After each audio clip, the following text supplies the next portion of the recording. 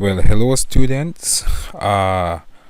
Today I will be going over one of the units in Module 1 for the C Delta program. Now, everybody should have already signed in, signed in, and have done the pre-test. Now, some of you were telling me that when you were answering the questions for the pre-test, they were very complicated. Some of you mentioned you didn't even know what you were doing, what you were answering to. But that's okay.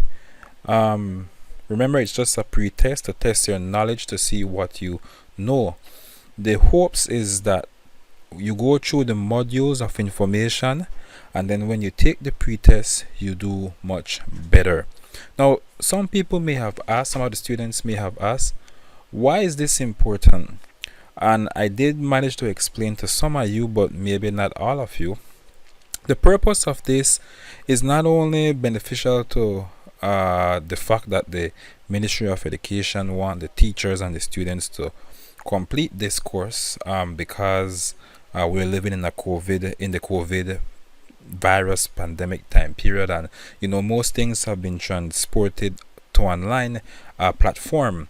But I see that as students, you can also get a certificate. You have the privilege to get a certificate here, and you can actually, this is an official certificate from the Commonwealth of Learning website, which is an official educational platform.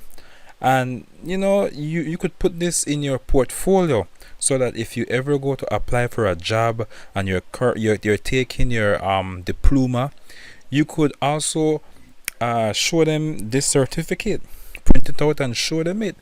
Tell them you took a course. It is an official course on the Commonwealth of Learning website that deals with digital education. So they will have an idea that you have certain experience, you have studied some material and what it means to be a digital person, and all this topic entails, right? So as the program certificate says here, you will receive one like this, and you want to get to the expert or intermediate. You don't want to stay at beginner, right? So let's hope that you guys are able to get that certificate, but you need to go through the information. So now I have prepared a presentation to go through this first module with you guys. Alright, so here it is. Whenever you sign in, this is the first interface that you see. You click launch on module 1, and then the first topic that you see there is developing a digital identity, or developing digital identities. Alright, and unit 1 being digital. This is all that we will be doing today. And if you go through all information that are here, you should be able to do well on the post test. Alright, so this is exactly what I will be going through. Alright, all this information right here, being digital, and then usually you click unit 1, participating in a digital world, and then we're going to go through all of these that you see to the right hand side from 1 to 10. Alright, and this will tell us what it means to be digital. Alright, so let's go through the information, and please understand that if you guys want to, I will not be going in detail into the information, so you might need to go back and review the information and get more details. But what I will be covering are the major points that I know will come on the post test. Alright, so developing digital identities, being digital. So there are some terms that they say that you need to know. The first one is affordance of technology. What does that mean? And this simply means what you can do with a technology or tool relating to its specific function. Alright, and to break that down in the most simplistic term is, you have a phone.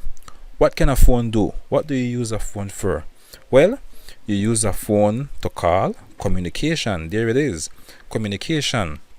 You use a phone to connect to the internet, to take photos. So they use some big words on the website, but this is what you guys are coming to school for, to learn big words. But they pretty much mean simple things. So affordance of technology simply mean whatever that technological device can do. A phone, for example, it can go on the internet, it is used for communication, etc., etc. All right, moving on. The next one that you will see quite often in the lesson is information and communication technology, ICT. Again, information and communication technologies. All right, and that's basically just telling us technologies used to create, store, manage, and convey data electronically. So a computer is a device that can create data. It can store data, it can manage data, it can convey data electronically. So it's an ICT, device.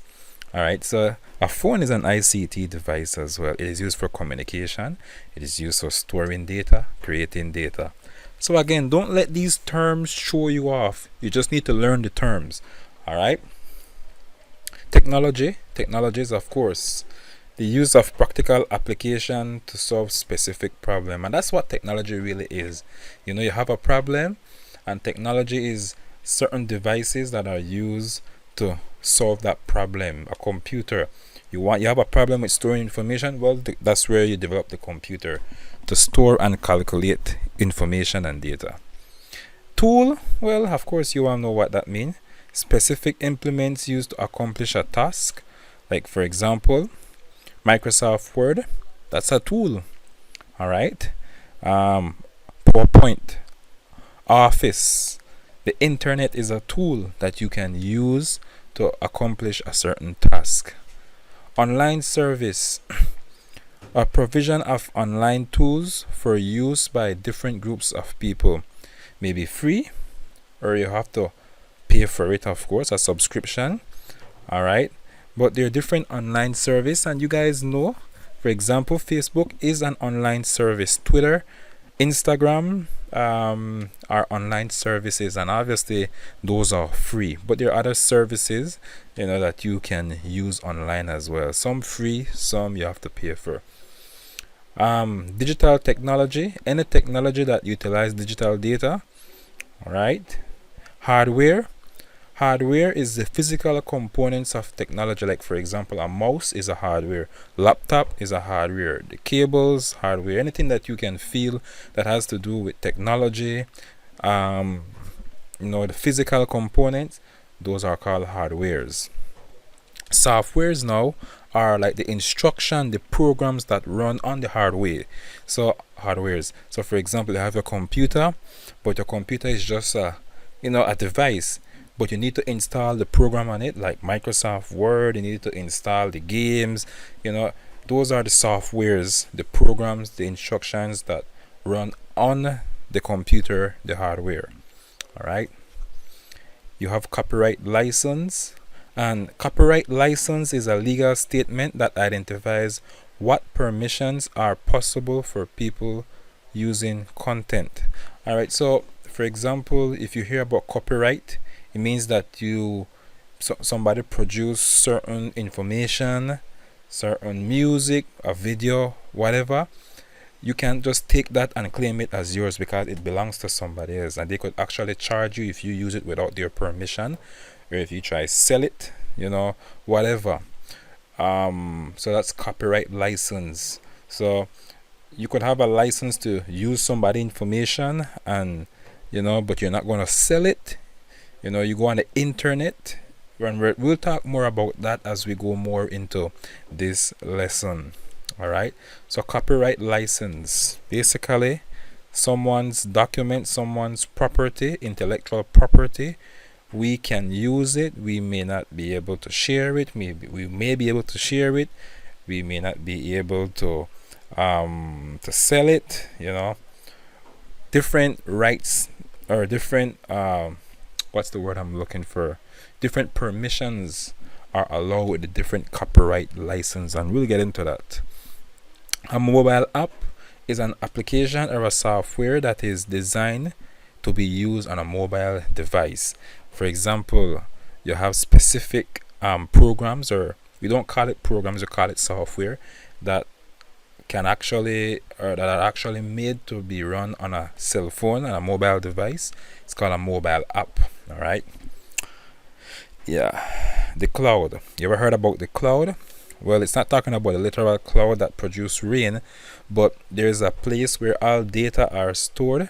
You know, um, applications or software that is designed to be used or on mobile devices. Another, wait, oh sorry, I guess I did not change that definition there. All right, so this one I probably forgot to change. But the cloud, basically, when you talk about the cloud, for example, you have, each of you students, you might have a Google Drive, or yeah, Gmail account on a Google Drive, and you could store stuff, pictures. You could store your documents, even videos, on your Google Drive. And actually, with the Google Suite that we have unlimited storage. You could store as much as we want. But where are all those things being stored? The term that they use is the cloud. All right, the cloud, and the cloud simply means that it's a place. It has to do with the storage that are available in like this mega computer system where all data are stored, right? All right. But yes, the cloud, kind of complicated in a sense, but simply said, it's where data are stored, especially by these large companies like Google, and the internet. Where's the internet? You go on your phone and you see the internet, but where is it from? Where can you go on? Where's the original place where the internet is found? All right, it's stored up in the cloud. All right. It's just a place where all the computers store data. All right. All these websites have their data stored as well.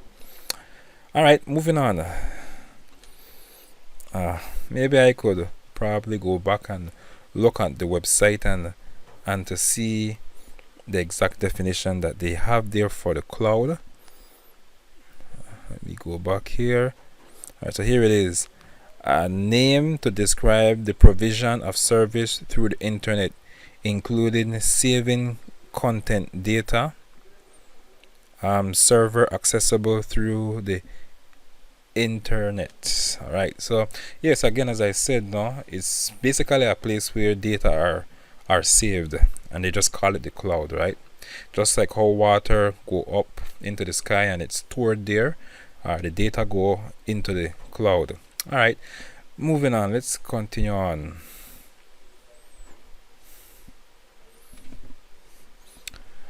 All right, so access and equity. All right, so this is one of the first sub topics that you have in Unit 1, access and equity. For you to be a digital person, you have to have access to to devices, to the internet. And that's one of the problems that we find, that most people cannot participate because they don't have access. All right, so how do you get access? What are some things that prevent people from having access to being digital, to be a digital person? All right, what do we mean when we say they need to have access and equity? Well, this is directly from the website, and it says here, and as you notice, one of the first thing that it points out as a reason why many people may not have access is poverty. If you're poor, you need to focus on first being fed, and take care of your food, your basic human well-being, keeping warm, being fed, having shelter, being safe. All right, those are more important things. So poverty at times prevent people from having access to the internet, to a computer, to a phone, being digital. Sometimes access to education. Some people, they might not know how to operate certain programs. They might not know how to operate certain programs on the phone, on the computer. Sometimes it's the cost. They don't have the money to purchase, the phone, the tablet, the computer, and hence the government was trying to help out students by providing devices. Then you have power source. You might have the device, but you don't have Wi-Fi. You don't have electricity to power the device. All right, and then you might have electricity, and then you might have internet, but you don't have the ability. You don't know how to, set up, your Google Drive, how to set up Google Classroom. All right, so things like that are some of the major reasons why people may not have access to being digital, or may not be digital. Another topic. Now again, all these things, as I'm telling you, will be in the post-test questions. All right, and even before you do the post-test, after this unit, there is a small quiz with like 15 questions, which are the same questions that will come on the post-test. So by you doing those questions and you get them correct, and they will give you the answers as well, it will help you to be prepared for the post-test. All right, so moving on. Range of ICT tools and services. So there we have that term again, ICT. All right, so as I had mentioned earlier on, you need to remember those terms, no? So different types of digital tools that could be used. So when we say range of ICT, communication and technologies, we're talking about different digital tools that a person can use. What are different range of tools that a person can use? Well, you have hardware tools, which basically include the desktop device, your mobile device like your smartphones, and your peripherals, your headsets, your headphone. So as I had defined earlier on, hardware are the physical devices, the physical components. Software now are the instructions that operate on the hardwares, like Windows, Word, Microsoft Word, the internet. All these are different software, different programs. Then you have services like social media services, like Facebook, YouTube, Snapchat, your email. Those are different services. Then you have cloud storage like Dropbox, Google Drive. Then you have different tools, research tools, Yahoo, Google, so and the list goes on and on. Then you have mobile app, and this one you probably remember seeing this on the pre-test. Mobile app. A mobile app basically is a application software and services that run on mobile device for smartphones and tablet. So basically it's just a software that you find on your phone. So your games on your phone, there's a mobile app. All right, but you don't have games on your phone. You have a calendar, you have your clock, you have a photo program, photo editing program, your music program, music software on the mobile app, right? So WhatsApp, so all these are different range of ICT tools. All right, so what is ICT affordance now? So that's ICT range of tools. Now what is ICT affordance? And I gave this one earlier on. ICT affordance again simply means the different uses that a technology can have, right? Like for example, a phone can be used for many different things, not just communicating, but it can be used to take pictures, a camera. It could be used to search the internet. ICT affordance. And so here we have different ICT affordance, like smartphone can be used for communication, finding information, storing information, calculator, mobile technologies, other mobile technologies have different usage. All right, then you have mobile technologies for education. So basically there are different usages of each of these devices. So again, simply said, the device can be used for many different things, not just one thing. Again, your phone can be used to call, it can be used as a calculator, GPS. I mean, almost nowadays you could use a phone for all kind of thing. A flashlight. You could use it as a massage, vibrator on your back. You know, I found that there was an app that you can download if you want to have your phone massage your back. Alright, it just vibrates. If a phone could vibrate hard, then you could use it as a, a vibration device, in an area that you want to massage. Alright, so for many different usage, that's called ICT affordance. Then when we come to the other term, consume, participate, and create. Again, each one of these that I'm covering, you will have a question on it. Alright, so consume, participate, and create. Every day you do one of these. When you go on the internet, you're looking at YouTube, Facebook, looking at a picture, looking at a video. If you have Twitter, Instagram, you're consuming data. You're watching something, you're consuming stuff from the internet. Some of you on Facebook, you comment in the comment section, you are consuming and you're participating. And then when you create a post, you create a video, you're actually creating. So there's 3 terms that you need to be familiar with: consume, participate, and creating. And these may be things that you do on a daily basis, a part of being digital.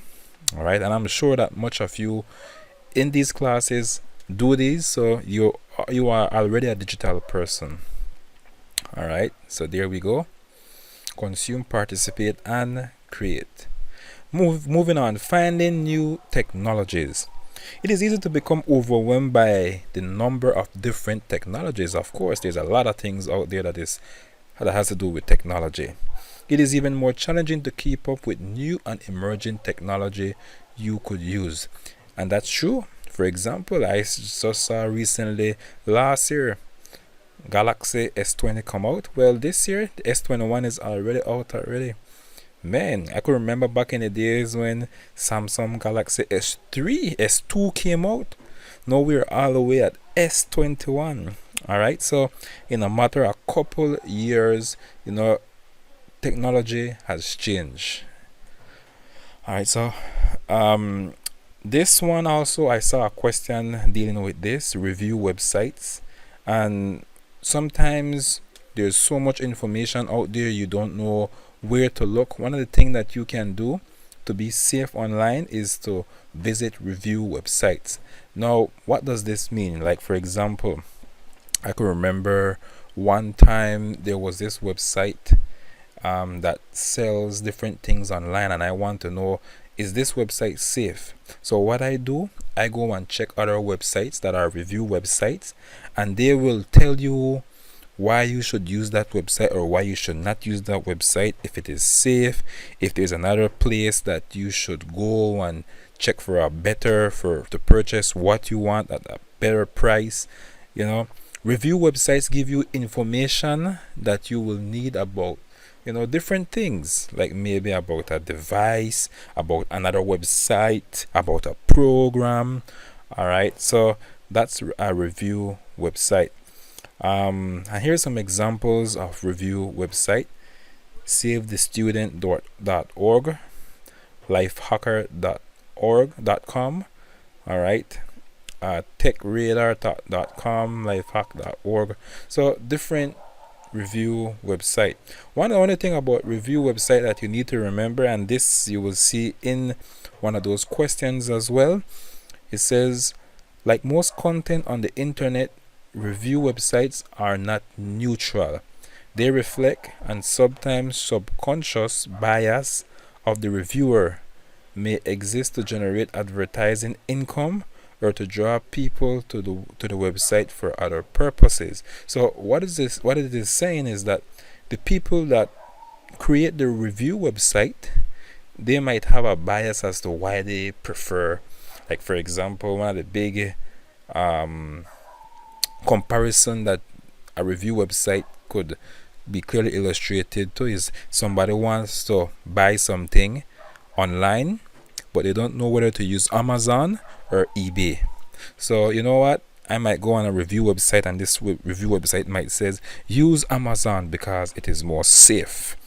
All right, purchase your stuff from Amazon, purchase your phone from Amazon. Somebody might say no, try eBay, you might get get the phone far cheaper from eBay.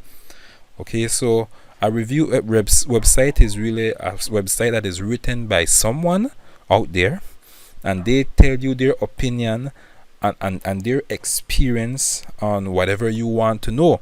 But they might be biased, they might favor one over the next. But that's just because it is done by a person, right? Review services can be very helpful, but if you choose to use them, try to do so with a critical eyes. Again, because it is based upon someone else's opinion. Alright, so moving on, being flexible and adaptable. Technology changes very rapidly, and it is important to be able to adapt to these changes. Alright, as I said just a while ago. And so one way how you can adapt to changes in technology is support and training, like the course that you are doing right now. This is one way how you can adapt. Alright, by learning about new technologies, studying and taking new courses, new training, and even online support. Sometimes when you're on a website, you may not know what is happening. Basically, something went wrong, and most of these, like for example, if you purchase something on Amazon, all right, just for example's sake, you purchase something on Amazon, and there is a support, or there is a section on Amazon where you can contact someone, and if you have any problem, you can get that support, that help that you need about your product, that maybe you did not receive your product. There's someone there to help. All right, and they're different. Like for example, I bought a computer on HP, and let's just say when I got my computer, there was a problem with it. On the internet, you can go and look for the HP website and probably contact someone and tell them your problem, and maybe they can help you to fix that problem as well. All right, and we know that whenever you have a problem, something is perplexing you, you just need to Google it, or Mr. YouTube, all right, to find out how to fix the problem. And most of the time it does work. A lot of time it does work. So different type of help and support. For example, like if you're on Facebook and there's something that you don't understand about Facebook or Twitter or even Microsoft Windows, there is a page on the internet that you can actually go for help. All right. Another means that you can find help is through discussion forums. All right, and this is where people share their opinion. They share ways how they have solved different problems on forums. And of course, you have videos on YouTube's and blogs, different tech tutorials. There are various methods out there that you can gather information, and there's a specific question on this one as well, so keep that information in mind. So now, what are some of the benefits and challenges of ICT? All right, so we're coming down to the end, we're almost there. Some of the benefit, well, quite simply said, the government, another organization can use ICT. They can also use ICT also help with the connectivity in a global sense. People can share information all over the world, help solving problem from someone far away. It helps people not to be isolated, but to meet other individuals that are far away. You can voice your opinion as well. You could be right from home and you can post something online, and a lot of people can become aware of the problem. There are many good things that that ICT brings to the table. All right, potential to improve access to education. Like right now, we can have access to learning without even meeting face to face. All right, I could record this. I am recording this video, and you will listen to it, and if you pay attention, you can actually you know, learn information and actually take the test and actually pass it and receive your certificate as well. Of course, there are challenges: cyberbullying, stealing personal information, credit card. For example, I know right on Facebook there are many people who are selling stuff, and it's false, it's a fraud, and they take they take your money, take your information, they make false account of you, and a lot of bad things can also happen in the ICT environment, even terrorists and organized criminals as well. So how can you be safe online? Well, a lot of computers use firewall and softwares to protect, antivirus to protect their computer. A lot of people use antivirus to prevent hackers as well. But another thing that you keep hearing now and then is make strong password. Your password can't just be just a name. It has a number, And the problem with that though is that when you make the strong password, you better remember it. You better write it down, because sometimes you end up forgetting your password. All right, so make your strong password, but make it so that you remember it. Thinking before you click on a link as well. Don't just click on a link. You see anything there, because you might open up a virus on your computer, on your phone, and things might start acting up. Sometimes it could even be someone that is trying to hack your system, thief your information, your credit card information. Checking to see who is providing the content you are using, not sharing too much personal information about yourself online as well, because you want to be careful of what you put out there, because people can take your information and use it. They could frame you. I know personally of cases where that happened as well. Being careful about about making friends online, and always being aware of your own and others' safety. All right. Again, other benefits: interact with others online. You develop strong support network.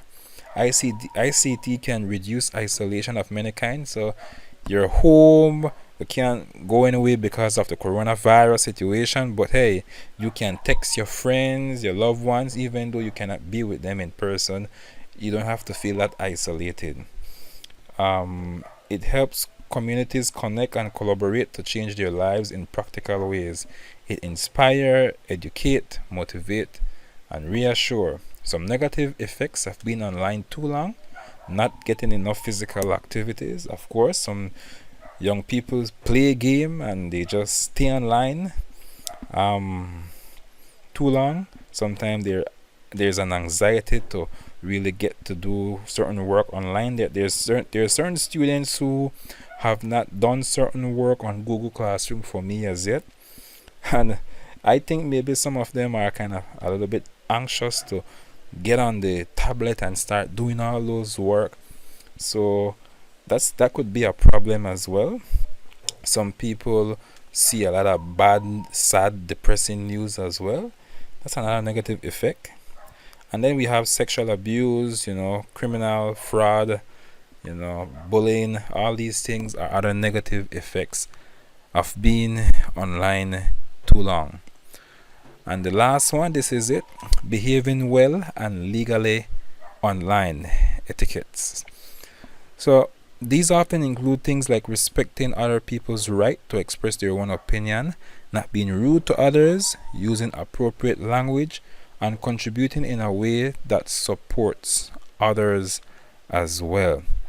And this is where we talk about legally being online. There's a lot of stuff online that you can view. All right, you can watch it in most cases, but in most cases, like when you sign up to a new website like Facebook, you had to sign up and they had a terms and condition. So if you're going to use Facebook, this is what you must do, this is what you cannot do, different terms and conditions. All right, and even using information online, there's different copyright. And as I was mentioning earlier on, you might see the term all rights reserved, and what this means is that the author have full right for whatever you're watching on. The video, the picture, the author, the person who took it, the one who wrote the poem, the one who basically make the video, they have all rights to their stuff. That's for them. You cannot just take that and go and modify that or change it and sell it and say it's yours. That's not fair, because that's for somebody else. Somebody else created that information, and if you do that, that's illegal, that's wrong, and you could be charged for it in some countries. All right, so all rights reserved to the person, but they're different license, because some people, while others might not want you to use their content, there's some who don't mind you use their content. They put up a poem on the internet, you could read it, you could share it, you could use it, but just, say who wrote it. All right, and that's called Creative Commons license, where people create stuff, but it can be shared among others. Right, that's called Creative Commons license. All right, so there are different types of license. The all right reserve, you can only view it, you can only view and share it. All right, you cannot change it, you cannot sell it as well. That's illegal. All right, and so that brings us to the end of unit 1. It was kind of a lengthy, a lot of information, but I hope you learned something. And what I would like for you guys to do now is to go now right here, sign in, then you go to module 1, you launch, and then all the way to the bottom you go to unit 1 assessment, and this is good practice. You can go right here and do the quiz. I already did it already, so you could re-attempt it, the quiz, and there is some questions, and whenever you finish answering the questions, there's only 15 of them. Whenever you finish answering the question, it will actually show you the correct answer and show you how much you got correct. So by the time you reach to the final post test, you guys can do well, and then you guys can get your certificate. So get that done, guys. Thank you for your time, and I hope you learned something from today's lesson. Have a nice day.